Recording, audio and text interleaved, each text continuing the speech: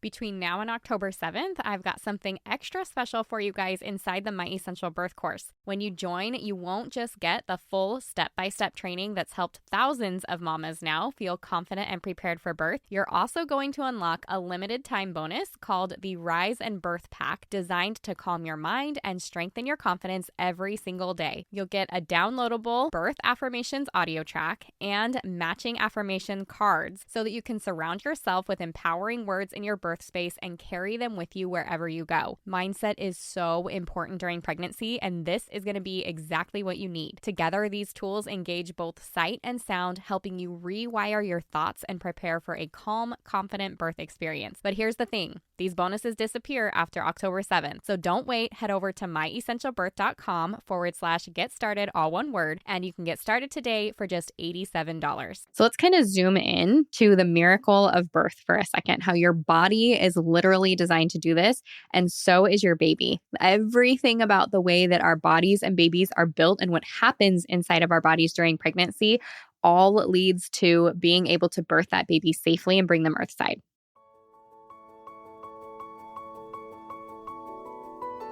Getting pregnant and giving birth are two of the most exciting things you can ever hope to experience in this life. The moment you think you could be pregnant, you're frantically searching for all the best information, which is why you're here today. I'm Stephanie King, and with my many years of experience as a professional childbirth educator, doula, and lover of all things pregnancy, birth, and postpartum, I'm here to make preparing for your birth enjoyable, empowering, and totally easy. Each week, I'll cover different topics, interview professionals, and get into the nitty-gritty birth stories from mamas just like you. And when you're ready for more, you can join me in the My Essential Birth course at myessentialbirth.com, where I take you step by step through exactly how to prepare your mind, body, spirit, and partner for a birth you love. So let's get started.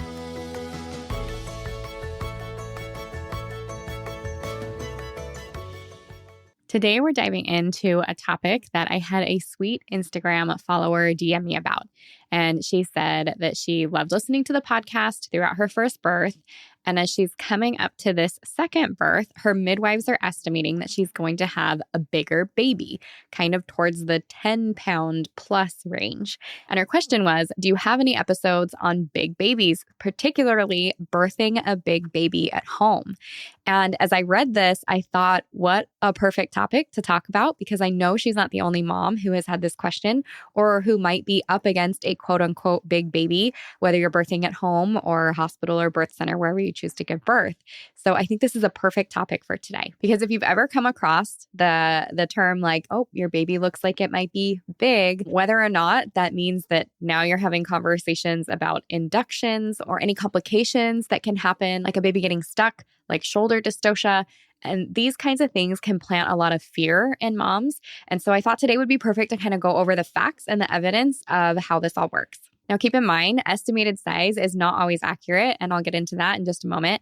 But even when a baby is bigger, your body and your baby are designed to work together to go through the process of birth. Because when you trust your body, and you understand the science and use tools like positioning, movement, and relaxation, a safe, empowering home birth with a bigger baby is totally possible. And I just have to say that I love when you guys DM me questions like this, because it gives me an opportunity to really get into the nitty-gritty of some of these things that other moms are wondering about too. So if there's something on your mind that you are interested about that you want to learn a little bit more about here on the podcast, send me a DM or send me an email at My Essential Birth. So let's kind of zoom in to the miracle of birth for a second, how your body is literally designed to do this, and so is your baby. Everything about the way that our bodies and babies are built and what happens inside of our bodies during pregnancy all leads to being able to birth that baby safely and bring them earthside. First, you've got that hormone relaxin, which kind of ramps up in pregnancy.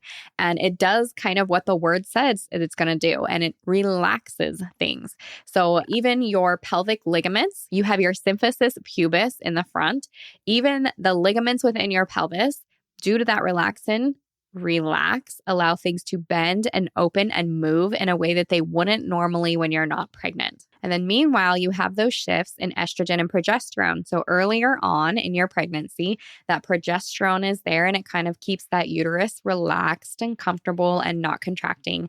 And then later on in our pregnancy, that estrogen kind of pushes a little bit farther up and we have more estrogen. And that is what gets our contractions, our uterus toned and ready for those contractions that are coming. And it's also helpful to remember that that pelvis is not a rigid structure, right? Just like I talked about the ligaments and things like that, and you have relaxin. This is what allows your uterus to bend and move and adapt to the process of birth as your baby is kind of like turning a key in a keyhole, like working their way down and through your pelvis. And so let's talk about the baby and their structure for a second, because your baby is made to be able to birth through your pelvis too. So as we know, when a baby is born and they have that little soft spot on the top of their head, that is because their platelets, their head is not formed.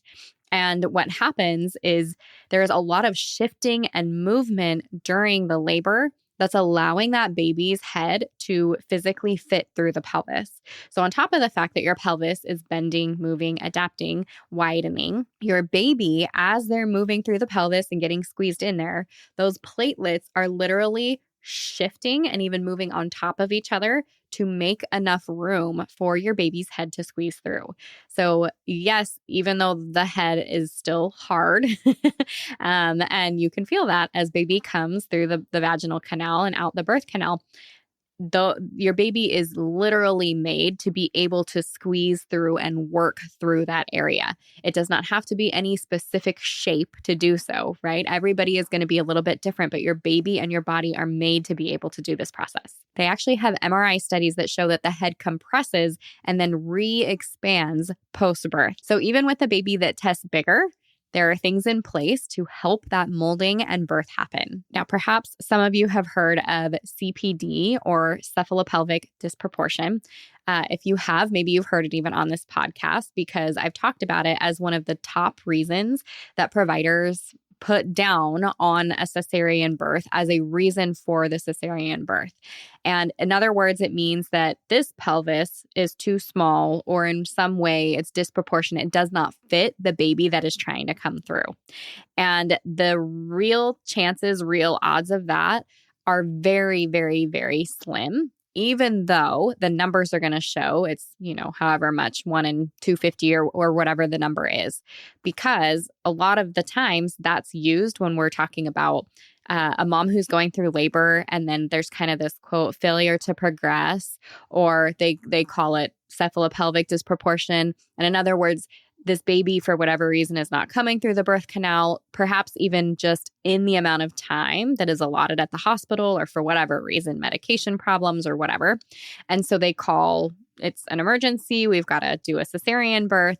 And these are the kinds of things that are listed on there. So just know that without having kind of damage or some kind of malformation of your pelvic area or tailbone or something like that, your baby is meant to fit through it. So just know that even though this does exist, it is very, very rare. So if you have somebody, particularly a provider that's already getting ready to have that conversation with you early on, or once there is this quote, big baby, that is something to kind of keep an eye on and ask a lot of questions about and get a second opinion if this is something that's brought up during your appointments. And so here's kind of what I hinted on in the beginning of the episode. And if you've been here for a while, you know that I talk about this quite a bit. But if you're new here, welcome. And I'm so glad you get to hear this.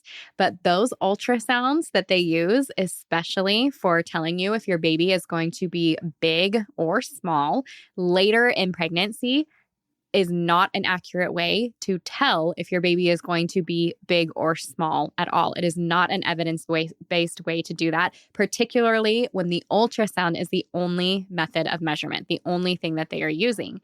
So early on in our pregnancies, between 11 to 14 weeks, that is the time that ultrasound is the most accurate for dating. And it is a good, accurate way to date if you're not aware of when you had your periods, how many days your periods are, and when you ovulated, and when you had sex. So if you have all of that information, that's going to be more accurate. If your information is accurate, that's going to be more accurate than the ultrasound dating. Now, if you're not sure, or if your periods are a little bit different, or you ovulate at different times, or you're not tracking any of that, then that 11 to 14 week ultrasound is pretty accurate. Now, when we get later in pregnancy and we're talking 20 weeks, 30 weeks, and they're giving you estimates and they're saying, oh, it looks like your baby's going to be so big, or oh, your baby looks like it's going to be so small. Quick break. I want to make sure you don't miss this because right now, when you join the My Essential Birth course before October 7th, you'll receive an exclusive bonus, the Rise and Birth Pack, that's all about preparing your heart and mind for birth. The affirmations audio track and cards are like your daily cheerleaders, reminding you that your body is strong and capable. These tools work together to build your confidence, relax your nervous system, and anchor empowering thoughts into your daily routine so that when birth day arrives, you're ready to step in with strength and peace. Remember, this bonus is only available until October 7th. So if you've been thinking about joining, now's the time. Visit myessentialbirth.com/get started. That's all one word, and get started today from just $87. Those are not accurate based off of weight alone, to measure weight alone. And they can be pounds off, give or take. They can be that you can be told you're having a big baby and you have a very average size baby, or you can be told that your baby is not growing well and that baby weighs just fine when they're born. And so this is the thing that is really important for moms to know, because that can be the difference between allowing your body to go into labor on its own and for your baby to send that signal that, hey, mom, I'm ready to be born now. All of the things are in place and it's going to be time for me now to be on the other side, including hormones and stuff for my lungs and getting your body ready for breastfeeding and all the stuff that happens prior to a baby being born, versus somebody dictating that to you and saying, we feel that now it's best because your baby could be, quote, big, and we're worried about the space or baby getting stuck or these other scary emergency things that they talk about based off of this ultrasound. And so now we have to start doing things that you might not be comfortable with and that might not be best for your body and your baby in the way of an early induction or something like that. And when we do anything mechanically and our body is not ready for it, then it does have consequences. Now, sometimes maybe those consequences are minimal or unseen, or maybe it's really not that big of a deal. However, I think anytime we mess with Mother Nature, there are consequences, and our bodies are smart and we know how and when to give birth to our babies. And we do not grow babies that are too big for us to birth. That does not mean if there are other factors involved, such as gestational diabetes. And I don't mean anybody that has it either, because you can have gestational diabetes and control it with food and have a perfectly normal sized baby, and you can have no gestational diabetes and have a 13 and 14 pound baby. I have seen this. And so there's no one perfect answer here. So my point is, all things aside, the majority of moms are going to be able to grow and birth the baby that is with them, that is made for their body. Now, I know that there might be moms listening that have had other experiences where maybe you have had a baby that did get stuck and you're like, no, like this is like a scary thing for me. And there's a lot of conversation that can happen behind that. But for you moms that are listening, you need to know that this is true, that your body will grow a baby that you can birth. And that is a healthy, low risk mom. Like I said, there are other things to look at, and not all of them immediately make it so that you cannot give birth to a perfectly healthy, perfectly sized baby. But there are other things to consider. So I am talking about the majority of healthy, low risk moms here. Now, I know I shared, I've literally seen these things. I'm telling you guys right now that we have many women within the My Essential Birth course who have posted, we've had moms ask, oh my gosh, I'm having a big baby, what do I do? Or my provider said this. And the amount of women that post and they're like, yeah, my provider said this, and either it was true or it wasn't true, or I birthed my baby and it was the best experience ever, or I gave birth at home to a 15-pound baby, totally safe, everybody healthy. Just trust your body. And that feels so good to hear when you are a mom and you are worried, to hear other people who have been right where you are and to be able to say, actually, no, it's probably fine. What are you doing in your daily life to just focus, relax, focus on this pregnancy and this upcoming birth.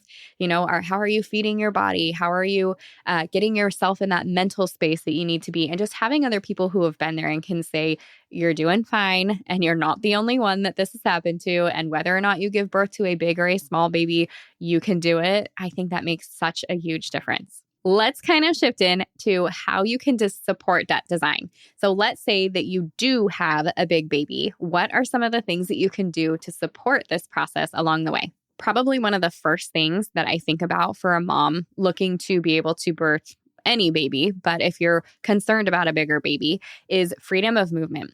So if you are a mom that is planning for an epidural, that's totally fine. It is really, really important that you have some support people that can help you get into some different positions. Because if you are even leaned back, which we always say at least be at a 45-degree angle, but if you are leaned back, even at that 45-degree angle, it kind of closes off the pelvic area, especially to be like that the whole time. So when a mom is in labor, she's getting a lot of cues. The reason that you see moms moving around, they're like swaying side to side, they're being vocal, or they're using something to grip, or they're focused and breathing.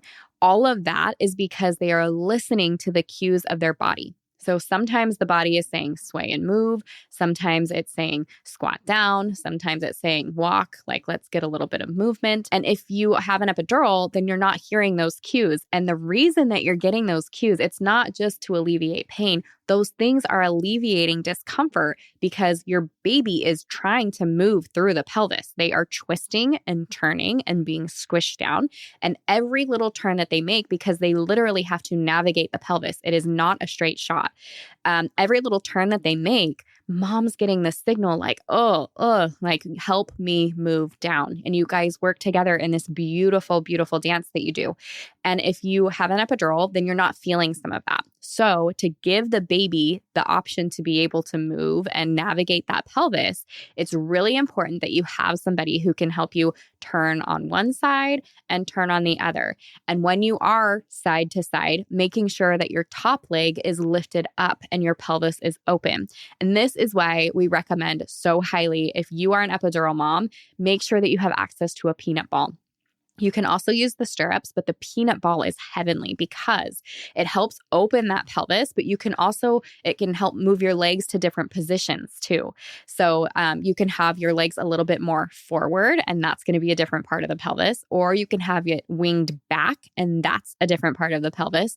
All that you would do at different times during your labor as your body is opening more and more and more, because there's different areas, right, that as that baby moves down and the dilation is happening, there's different things happening. And so it can be really, really helpful to have somebody who knows what they're doing with a peanut ball to move you side to side. The other part about that is if you have an epidural, making sure that the medicine gets to all the places, because yes, if you are on just your left side for a long time, you can actually have all the medicine leans to the left because that's how it works. It's a drip. And your right side, you will start feeling pain. So you have to tilt to the other side. So there's a lot more to it than that. But if you can have somebody that helps you rotate, uses a peanut ball or stirrups if you don't have the peanut ball, or a bunch of pillows or whatever you can do to open the pelvis and have your hips open during that time, then that'll help your baby navigate through the pelvis. So if you don't have that epidural, think of all the different ways that you can move and be upright, because gravity is going to be on your side. It's a natural way to be.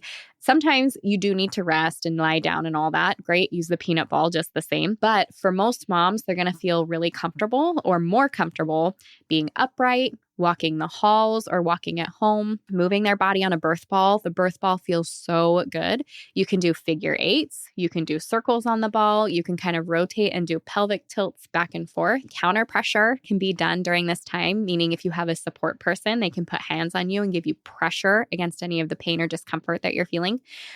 You can also utilize water, whether that's getting into a bath or getting into a hot shower. You can lean over the toilet. You can squat down, whether that's on the bed or the floor. There are so many options. And it's part of the process to help that baby move through. So think of upright positions, even pelvic tilts, or being on hands and knees can be really, really good for baby. All of those things are going to help you work with your body and your baby to get through labor. And in fact, when we're talking about some of these positions, research actually shows and is in your favor that if you are squatting, it can increase the pelvic outlet or the room that the baby has to be born by 30%. And that is huge if you think about the difference in space that you are creating for that baby. And it's why, if you have an epidural, the other thing that we really, really want to stress, and this is why they push mom's legs back. If you haven't been in birth, you wouldn't know this, but even for a mom who has an epidural and she's leaned back, whether she's flat on her back or at a 45, when it's pushing time, it's usually either mom or dad helping her hold one leg back and a nurse assistant or somebody else on the other side helping to hold the other leg back. And that is because they're simulating being in a squatted position. Now, it's better and it's going to be easier for mom to birth her baby like that. However, you can still, even with an epidural, if you're at a hospital, they have it's called a squat bar, and it attaches to the bed, and they can lean mom up and you can put your legs up. They help you situate your legs and you can lean into a squatted position to do your pushing. And it is easier to push out the baby that way. It goes faster generally, and there is less tearing generally. So those are all things that you can think about and utilize, but that is why most moms end up in a squatting position at the end of labor, because your body is naturally like, okay, it's time. What is going to be the most effective way to do this? And if you think about, well, I was going to say, if you think about going to the bathroom, but here in the United States, we do it a little bit differently, the way that we sit on a toilet, for example. But in most places, right, many, many countries, particularly where they don't have toilets, you're squatting. And so we know about the squatty potty and all these other things that are so good for us to be able to let that area release. It works the same during labor, and it's the same reflex that you're feeling when you feel that urge to push. Those are the same muscles that you use to poop. And so that is why it can be it's why it is so good to be in a squatted position. But now imagine, pushing this rather large, thing out through that area using those muscles. That is going to be your best bet, is to be in some kind of squatting position. Now, moms can give birth in any position, and you do what feels comfortable at the time. But my point is, having the opportunity, the ability to be in this position is going to be to your benefit. And if you're my home birth mamas that are listening, since this came from a home birthing mama, this question, one of the best things that you can do is getting into water, right? We call water Mother Nature's epidural, and there's a reason for that. So when things are getting more intense and you're ready to feel some relief, or if you're like me, you want to start at the beginning of your birth, because that's how I get into my zone, and then I walk around for a while and then I come back to it. You could do that too. But Mother Nature's epidural is very real. So, and for our home birth moms, a lot of you, whether or not you're giving birth in a birth tub, have that birth tub ready to go and available. And so a birth tub is awesome because it's big enough that it fits mom's belly into the water. So if you think of a bathtub, it's not very deep and it's not very wide, but birth tubs are both deep and wide. So if you're small like me, you might want to not fill it all the way so that you can be in hands and knees and a little bit closer to the ground so you're not drowning in the water. But think of it as just a way to allow a little bit of relaxation and kind of it does take the edge off, but I was thinking take the weight off too. We're just let's just be a little more weightless in this moment, right? Especially like beginning of labor and onto that active stage, and you're like moving and you want that gravity, and right, because we want baby's head to push against the cervix and dilate the cervix and move through all of that area. And then towards the end, you're like, okay, let me get in my zone. These contractions change. They move from just being strong to expulsive, to where it's like, okay, now we have to work with them and push through it. So if you have an opportunity to use water, this is a really, really great thing, and it will help for those big babies. If you are a mom with a big baby, this is something that can provide a lot of relief and a lot of comfort. And partners, if you're here and listening, or moms, make sure that you tell them this is where they can dive in and be really helpful too. Partners have a job of making sure that mom is doing a couple things during labor. Like, you want to make sure that she's getting water, make sure that she's taking lots of sips. I am always like, make sure you have the chapstick because mouth breathing is a very real thing during labor. So water and chapstick. You should also be making sure that she is urinating about every 30 minutes to an hour. And easier said than done, because once mom gets going and she's in a position, it just is what it is. But if you have a full bladder, it can actually cause more pain and inhibit dilation. So you want to make sure that mom is going to the bathroom about every 30 minutes to an hour, that she's able to release and relax that area, which is also going to help with dilation. But as soon as you get that bladder out of the way, then it is a little bit more comfortable. Those contractions can dilate mom a little bit more, and the whole process is just a bit smoother. So make sure that you are there for all those things. If she needs food, if she needs massage, definitely counter pressure. These are all things that dad should be there for throughout this process. Now, remember, when it comes to birthing a large baby or a bigger baby, that the physical stuff is really just one piece of the puzzle. A lot of what we go through during labor is mental, and part of it has to do with how we respond to the intensity of it, but that's physically and mentally. So there's a lot of mindset work that goes into labor. And the tricky part about this, especially if you're being told you have a big baby, is in your head, what you might be doing is talking to yourself about that big baby, and you're like encouraging yourself that my body's made to do this and all that. And that is a wonderful thing, even if you have nothing to worry about, because that baby is just as normal size as every other baby ever, and it's not even going to be an issue. But I do think the mindset work is really big, and learning to work with our bodies, right? We have like the mental relaxation and the physical relaxation. And if relaxation is not something that you are practicing now, start today. Make today the very first day that you were going to practice relaxation. Start it a couple times a week, or make it a nightly practice, and move on until you're doing it, 10 to 15 minutes once or twice a day, all the way through to labor time. So this can be telling yourself positive things. There's like mantras, or you have those affirmations, or you're telling yourself like, I can do anything for a minute. My body is made to give birth to my baby. This is a safe place. Whatever those things are for you, kind of having that on repeat, and then working on the physical relaxation that goes along with it, but is happening mentally. So for example, my body is soft and open. I'm relaxing my eyes. I'm relaxing my chest. I'm, all the way from the head to the toes. You are working on that relaxation, but a lot of that happens in the mind first. Like, you have to give yourself those cues. Like, you're like focused eyebrows, eyelids, cheeks, jaw, and you're just taking it all the way down. The thing is, if you focus on these things and practice that prior to labor, then when it's labor time, you are going to be in such a good place, because your body will know, oh, lights are dim.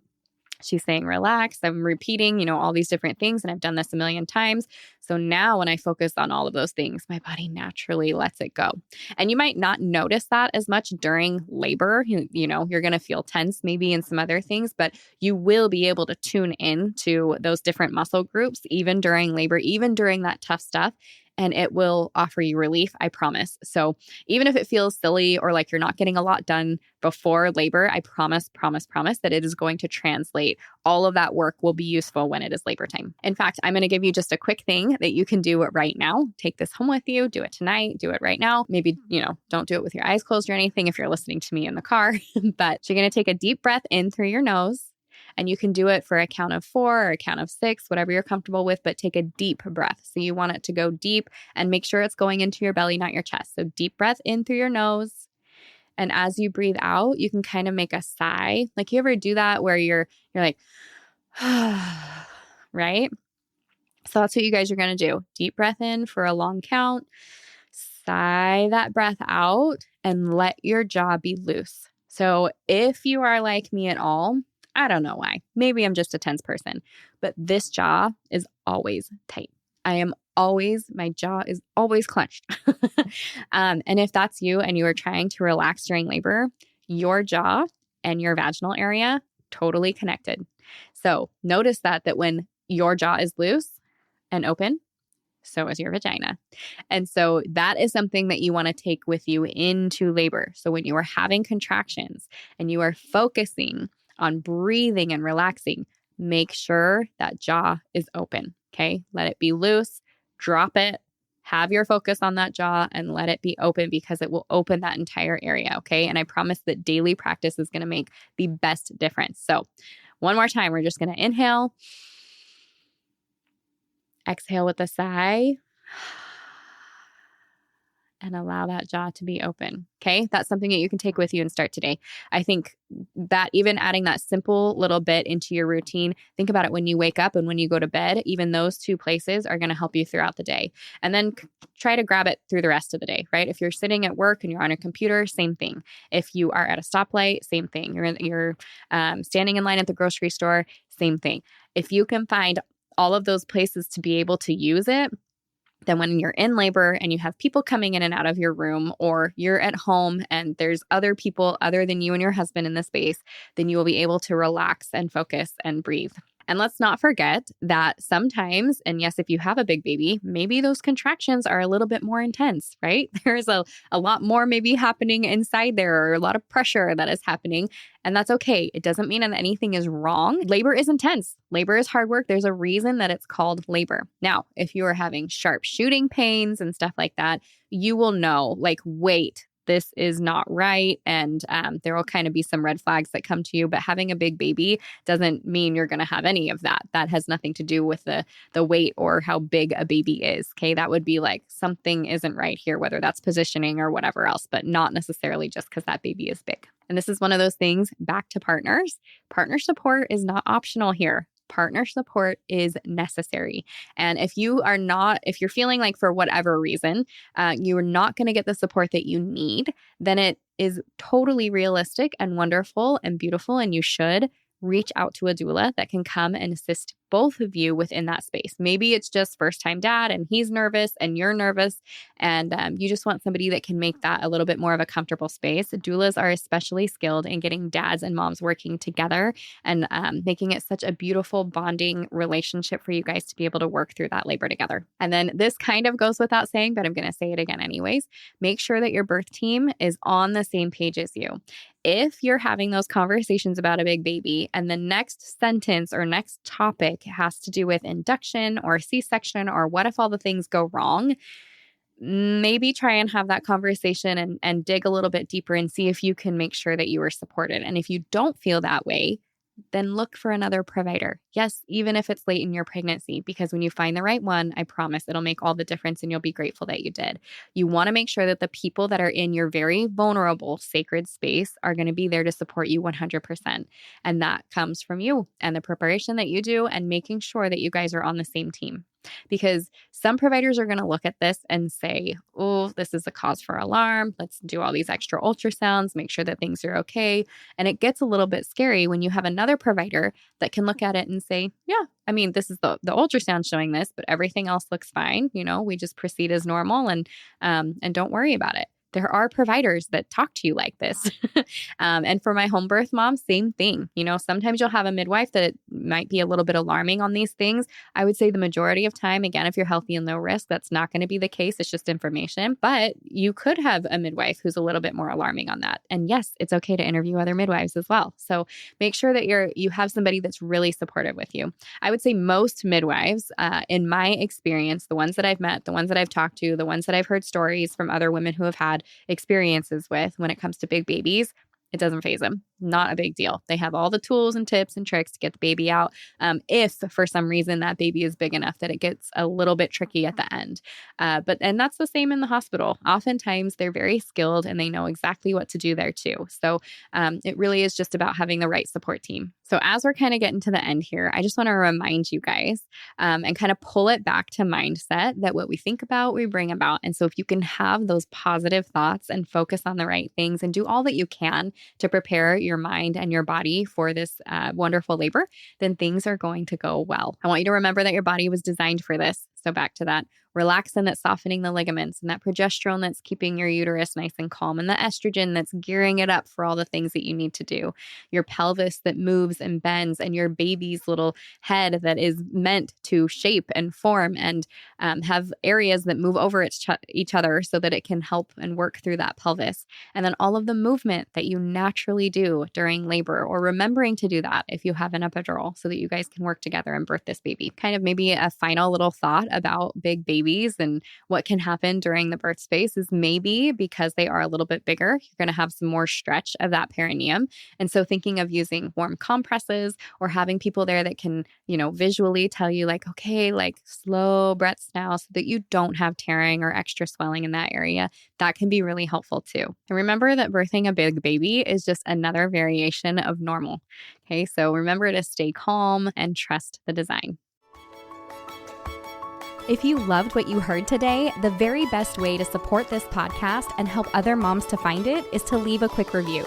I read one at the beginning of the episodes, and I would love for yours to be next. And if you're ready for even more pregnancy, birth, and postpartum goodness, come join me in the My Essential Birth course at myessentialbirth.com, where I will hold your hand and walk you through pregnancy and birth step by step so you're totally prepared for a birth you'll love. See you next week.